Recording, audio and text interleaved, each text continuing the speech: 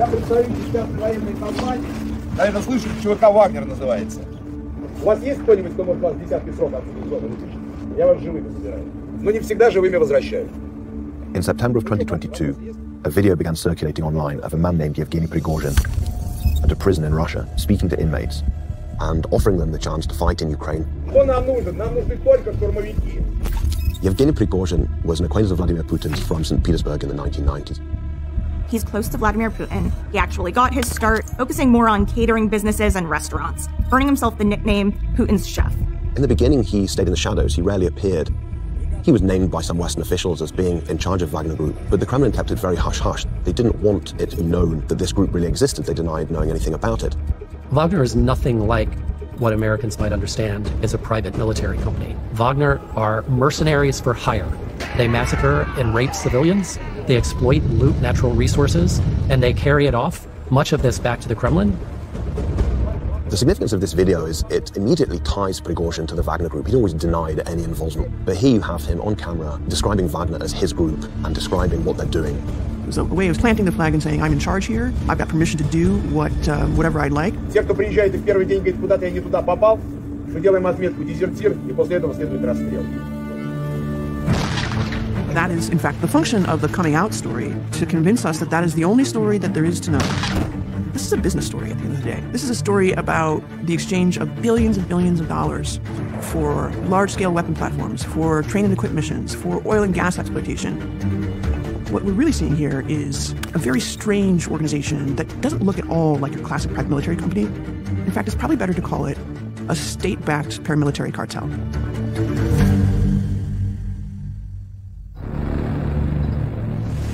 Вейровский солдат? Are you a Russian soldier? Вейровский солдат? The shadowy pro-Russian forces here violently took over government facilities. The Russian mercenaries were from the Wagner Group, the Wagner Group. The Wagner Group, a shadowy security firm linked to Yevgeny Prigozhin. The tentacles of Wagner spread across Africa, Syria, and Ukraine. They relish in their brutality. Nothing could be more appropriate than designating it as a foreign terrorist organization. Could someone like Prigozhin ever actually threaten Vladimir Putin's hold on power? It is absolutely unclear how this will end.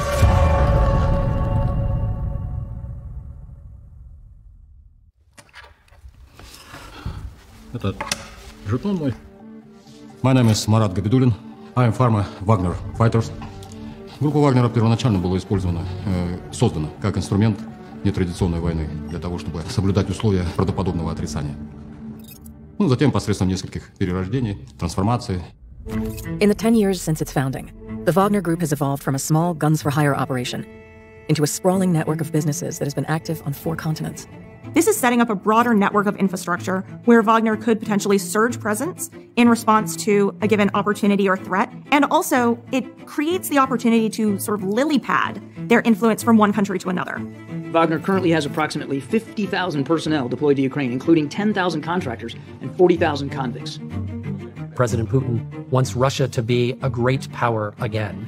He wants it to have control throughout not only Europe and Asia, but also in Africa and other parts of the world. He's been able to send in his mercenaries through Wagner to do the dirty work. The Wall Street Journal examined shipping records, government databases, sanctions documents, and corporate records to identify 64 companies linked to Wagner's founder, Yevgeny Prigozhin. We found more than half of those are being used by Wagner as a complex network of front companies to hide the flow of money and materials that ultimately connect to the Kremlin. Neither the Kremlin nor Prigozhin responded to requests for comment about our findings. The monies would flow back through the corporate form, and they could be used to pay salaries. They could be used to pay weaponry. They could be used to pay for everything that a military needs, but not coming through the Russian state. It's always going to be a game of whack-a-mole for the US and other governments, because the more companies that are sanctioned, the more companies will be created to evade sanctions. Всегда вот момента создания некоторого прообраза этого человека. Дальше по ходу развития только лишь бюджетные деньги. Every part of what the Wagner Group does is directed by the state, for the state, to the profit of the state. But from the beginning, the Wagner Group was carefully engineered to hide its connection to the Kremlin. Ukrainian and Western officials say that the way it was done was Yevgeny Prigozhin, through his catering company, Concord, was making money from defense industry contracts. So he was getting contracts to provide food and other services for the Russian army, which he was then able to reinvest into the Wagner Group. It is a classic money laundering technique. Concord Catering was what it sounds like. It was set up as a catering company that had sweetheart deals with the Kremlin. So the Kremlin would pay it, and it was the catering company. And then as part of that, there are ways to skim that money off the top and ensure that the money goes to the appropriate folks that Prigozhin wants to pay. It was through parts of that money flow that it's expected that Wagner got its start. The origin story of the Wagner Group is basically a battlefield rumor. At the beginning of the war in Donbass and the annexation of Crimea in 2014, we saw a lot of guys without insignia, the little green men running around. And they were often talked about as not being there. The Kremlin has always believed that Ukraine should be part of Russia and that naturally the Ukrainians should support Russia. So it tried to foment a revolution, some kind of uprising in eastern Ukraine. Russia used small mercenary groups to support pro-Russian separatists in their fight against Ukrainian forces. Now, one of these groups was Wagner, because they offered plausible deniability for the Russians. They could say that these were locals that had simply decided to rise up against the rulers in Kiev. There are no Russian units in the east of Ukraine, no special services, no instructors. Those are all local residents. I just graduated university. I visited this territory at the middle of summer 2014. I participated as activism to provide humanitarian aid to this region. I witnessed a lot of evidence when people could not explain some kind of military crimes and attacks against the local population. They had a lot of misunderstanding who was responsible for these attacks. As the war in Donbass developed, a former Russian special forces officer began to make a name for himself. Dmitry Utkin was one of the original commanders in Wagner. And in fact, his call sign was Wagner, and that's what gave the unit its name. Now, he was known as Wagner because of his neo-Nazi sympathies. Russia's attempt to foment an uprising in Donbass ultimately faced stiff resistance from the Ukrainian army. And according to the Ukrainian intelligence service, the Kremlin used Utkin and his Wagner unit to target pro-Russian separatists who opposed negotiating a ceasefire with Ukraine. There were a lot of local activists who became leader of local militia at these days, but it was not goals of Russians. They were not interested in having any kind of real leaders. All these people would possibly become uncontrollable for Putin's regime. The majority of local leaders, of local militia, of local people were killed step by step under some strange circumstances. Essentially, they were a death squad that was sent out to clean up any of the political problems that the Kremlin was dealing with during this negotiation process. The might of Wagner Group rose from year to year because they appear to be very effective for this Russian authoritarian regime. For Putin himself, he could hide any kind of his criminal activities using this kind of troops. В 2015 году я находился в состоянии некоторой депрессии, тупик жизненный, не знал, куда, в общем-то, идти дальше. Но позвонил мой товарищ и сказал мне, что в России появилась вот такая вот структура военизированная. Я увидел в этом шанс для того, чтобы начать жизнь заново и применить свои навыки и знания в военном деле. In 2015, Russia intervened in the Syrian civil war, and Wagner was used to protect energy resources for the Assad regime. It was the beginning of a new business model for the group. And in return, they get a share of the natural resources, the looting of the country. It was a pivotal role in a conflict that put one of Russia's most important allies at risk. Первая задача Сирии была это спасти вообще режим Башара Асада. Наша задача была участие в войне против сил, которые грозили этому режиму коллапсом. That meant Wagner and the Russian military fought against any combination of US-backed rebels, Kurdish forces, and ISIS. Wagner employed its fighters in Syria through a company called Evropolis. Evropolis was also the company the Syrian government hired to protect its oil fields. Мы подписывали контракт с ООО «Европолис». На тот момент действовала такая тарификация. За месяц пребывания в учебном центре 80 тысяч рублей рядовому составу. В Сирии, если боец находится в зоне ведения боевых действий, то в сутки ему закрывается 8 тысяч рублей, то есть в месяц получается 240 тысяч рублей. Ultimately, these shell companies that are paying the salaries of Wagner Group fighters, they're nothing more than that. They're just paper pass-throughs that allow Russia to manage money and men and make sure that there are no prying eyes in the deals. Oil was particularly lucrative for Wagner in Syria. Evropolis' contract with the Syrian government shows that for every oil field it captured, it got 25% of production. 25% of the natural resources, the energy resources that were able to be exploited, an incredible amount for a company far afield in Russia. By 2017, Wagner captured at least 4 of the country's largest oil and gas fields, which earned the group tens of millions of dollars per year from each field. Make sure that you secure the oil and gas, get it before the Americans get it, or get it before the Kurds get it, but get there. That was the objective. Al-Shair gas field in Homs is one of the largest in Syria. In 2017, Wagner worked with the Syrian military to defend it from ISIS. Many of the Syrian troops had been forced into service by the Assad regime. During a battle with ISIS, some of those Syrian fighters tried to escape. Wagner found one of them and decided to make an example of him. His name was Mohammed Ismail. أخي ما كان بده يحارب، كان راح حروب، رحنا مثلا أبوي راح دور عليه مشافي بسجون ما لقى له أي أثر. لما شفنا عن المقاطع لآخر شيء صدقنا إنه خلاص أخوي توفى. Wagner fighters filmed themselves as they tortured, killed, and mutilated Mohammed Ismail. We see kind of this impulse toward memorializing, terrorizing incidents. This helps with the kind of psychological effects. Don't mess with us. We're coming. And when we come, be prepared. صرت خاف منهم إنه يصير معي مثل ما صار مع أخي. بعيش يعني متخفف خايف على حالي. In 2018, Wagner forces attempted to capture the Conoco gas plant in Kashim from US-backed rebel forces. Мне поставлена была задача, управляя действиями роты сирийцев, захватить 2 опорных пункта по левому флангу общей полосы наступления. Это там возле дороги, которая идет от Кшама на сам завод Куника. There was already kind of a lot of tension leading up to the Battle of Kashim. And then when the Russian regular forces couldn't give the Americans an answer, a satisfactory answer, as to who was down there doing that fighting, creeping toward the Conoco gas plant, well, it was kind of all bets off. The US military sent up a whole bunch of air cover, and it was an absolute bombardment.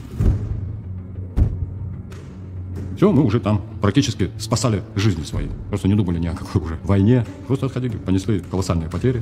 Even though Wagner lost the fight for the Conoco gas plant, they still served a very important purpose, taking heavy losses that the Russian military couldn't. You can't count what you can't see, and you can't count what you don't know. One of my duties was to actually fly on board of transport aircrafts. Russian military aircrafts were filled with bodies of killed in action operators from Wagner Group. What I witnessed being at mission at Syria as an Air Force officer was this Wagner Group used all the resources of a Russian official military. They used their military aviation, they used their logistic capabilities, they used their military bases. By 2019, the Syrian government awarded several Wagner companies oil and gas drilling rights to about 10,000 square miles of land across the country. As recently as 2021, a Wagner company was awarded oil and gas drilling rights for 2,000 square miles of offshore territory. Some would point to Syria as a pretty successful model of how business could be done. They went in, surreptitiously. They managed to grab back a lot of the important oil, gas, and mineral resources for the Syrian state and for Russia. And they did that, at minimal cost. Russia's found itself a very successful model, and it wanted to replicate it. And the group did just that, as it expanded to Africa. I'd say the biggest success for the Wagner Group that we know of now is in the Central African Republic. Oui, à partir du moment où Wagner débarque dans le pays, entre guillemets, avec une mission de sécurisation progressive du territoire, l'objectif est clair, c'est de faire main basse sur les ressources du pays. In Africa, Wagner set up even more shell companies to mine natural resources and sell them around the world. Wagner was able to do that through offering security services. Wagner targets countries with ongoing security issues. Some are former French colonies with governments weakened in the wake of reduced French military presence. In the Central African Republic, Wagner uses a company called Siwa Security Services to provide security to the president and other high-level officials. Siwa is a subsidiary of Lobai Invest, which has at least 3 mining licenses in the country. Progressivement, on va commencer à voir autour de le président Touadéra des Caucasiens, des hommes blancs, voilà, souvent cagoulés, souvent masqués. Et on commence à se poser des questions, qui sont ces gens, qui sont ces gens? The first Wagner troops arrived in the Central African Republic in January of 2018, where they quickly got to work carrying out training tasks and setting up bases where they could help to instruct local armed forces.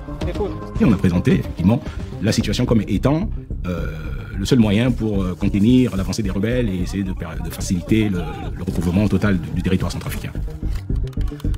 Dès lors que ces instructeurs qui arrivaient en Centrafrique, plus de la moitié étaient constitués de techniciens et d'ingénieurs. Wagner quickly got to work taking over mines. One of the largest is a roughly 138 square mile swath of land known as the Nadasama mine. It was a small-scale mine where everything was done by hand. Wagner developed it into the only industrialized gold mine in the country.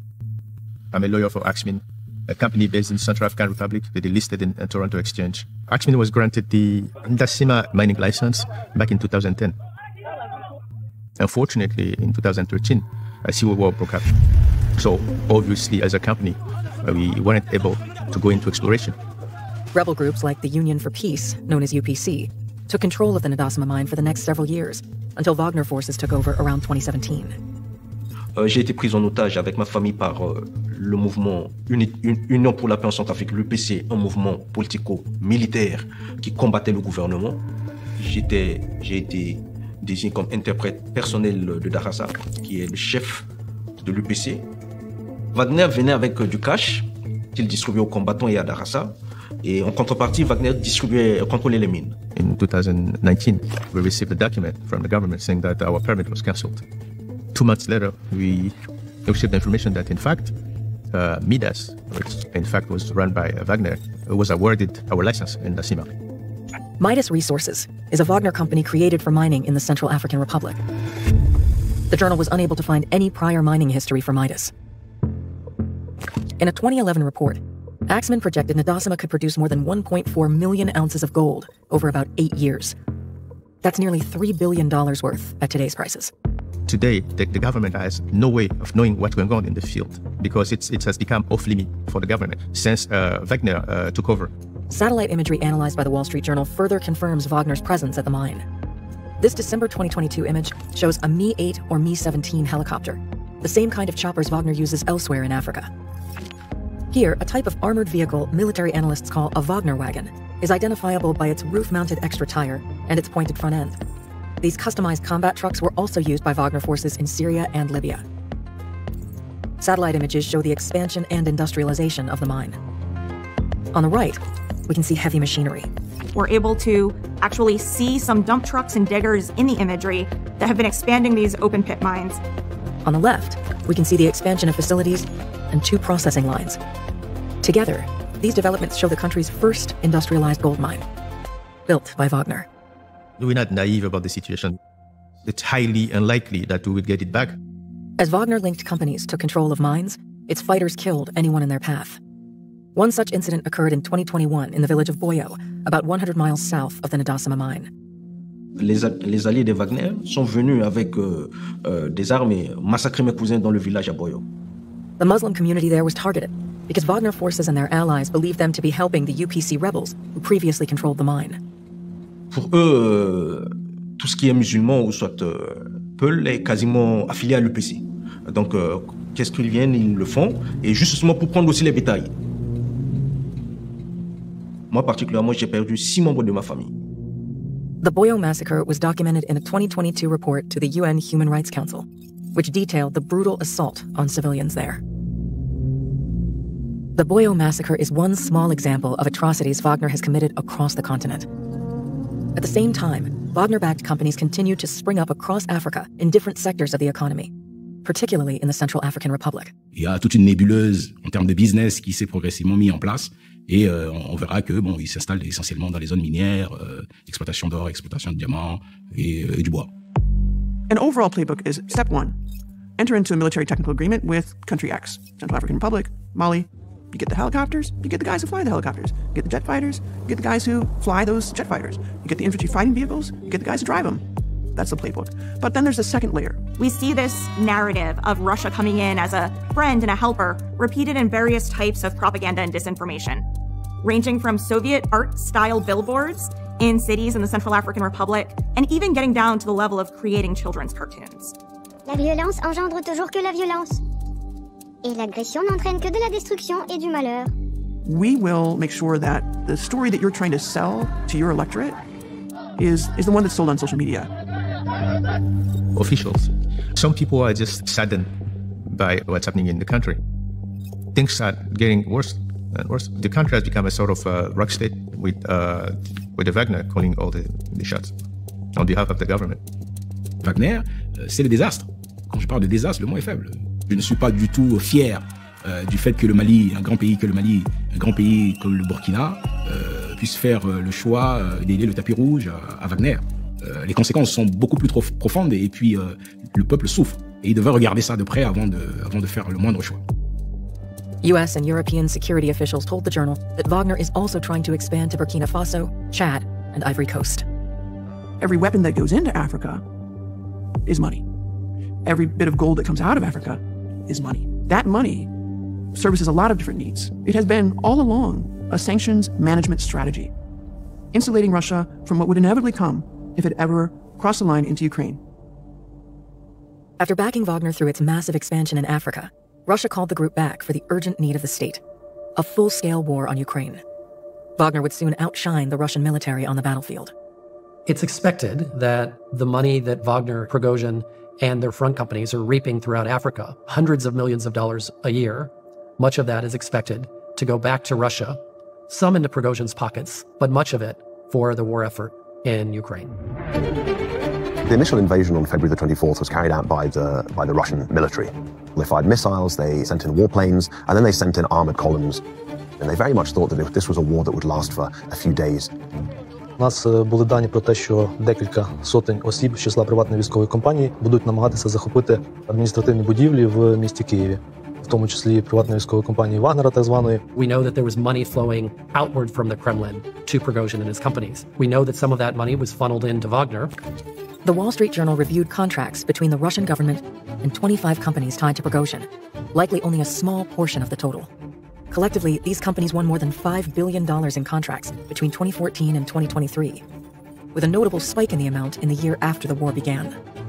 So a significant amount of money for guns, for tanks, for other weaponry that can be used, that all needs to be funded somehow.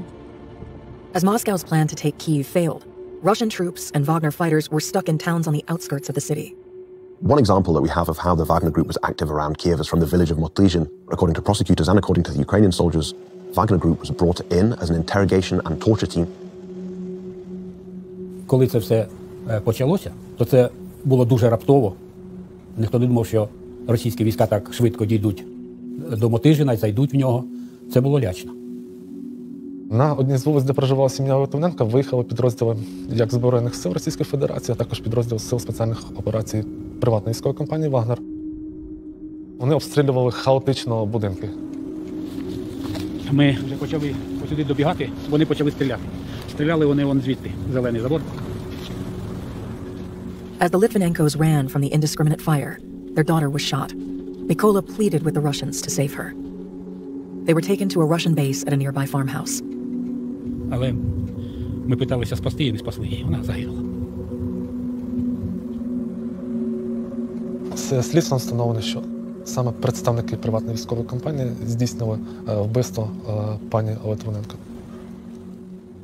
Коли дочка померла, і я якийсь час там знаходився, все роздивився, обдивився, я зрозумів, що вони мене звідси не випустять. Я пробув там 9 днів. Я чув, як почали катувати жінку і чоловіка. Жінка кричала, чоловік стонав, потім знову затихло, їх кудись одвели.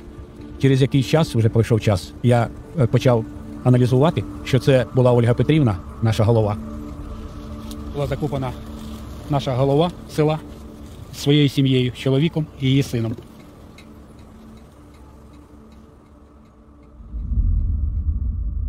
As the conflict evolved, Russia's needs for Wagner also evolved. Russia put a lot more focus on its operations in the east of Ukraine. Wagner Group became a critical part of this. І тільки вже всередині 2022 року вони змінили фактично статус в бойових діях і почали так більш планомірно і повномасштабно брати участь у вторгненні. І весь світ дізнався про їх участь в війні в Україні. Когда мы почти взята, еще чуть-чуть осталось. Осталось чуть-чуть, а потом... Here you see them really serving the purpose of doing a couple of different things. One, that frontline piece, but also they've obviously been very important for force mobilization. У меня есть разрешение забирать любых заключенных с любых зон, с любыми статьями и сроками. Wagner began recruiting from prisons to make up for large Russian losses on the battlefield and to avoid drafting more civilians into the war. Ну, это подрывает вообще устои государства. Ну, я думаю, он сам это предложил, этот вариант. Ему его предоставили. Для того, чтобы восполнить ряды, потери большие, огромные. This method was used in World War II by Stalin, going into the prisons, pulling people out, putting them on the front line, turning them into cannon fodder. The move to recruit from prisons signified a new phase for Wagner, one in which the group stepped firmly out of the shadows. It represents the clearest evidence yet of just how connected Wagner's operations are to the Kremlin. The Wall Street Journal interviewed convicts recruited by Wagner and later captured by Ukrainian forces, who described being transported from their prisons to the front lines in Ukraine with state resources.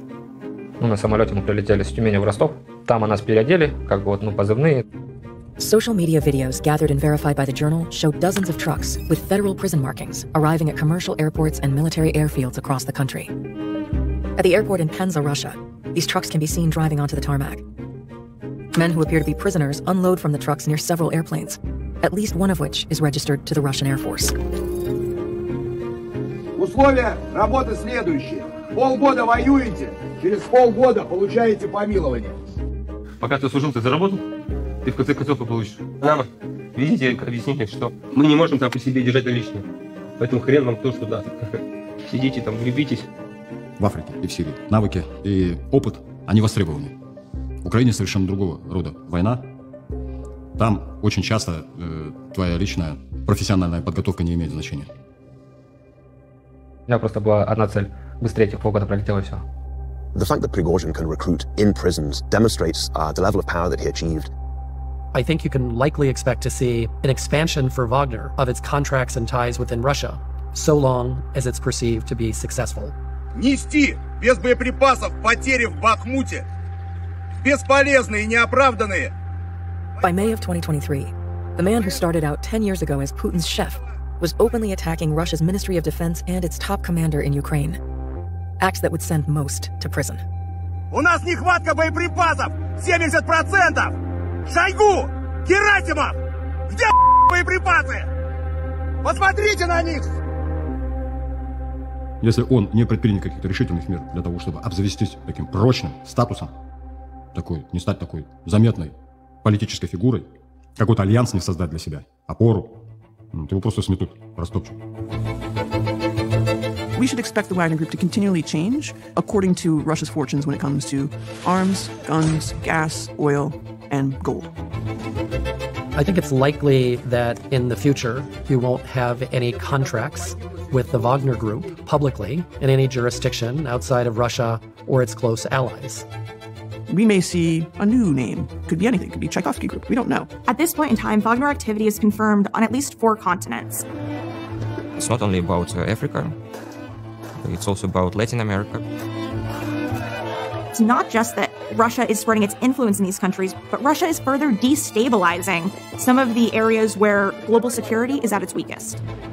Democracy is at stake in many of these countries. But what's at stake is even something more fundamental for the people of those jurisdictions. It's their very lives.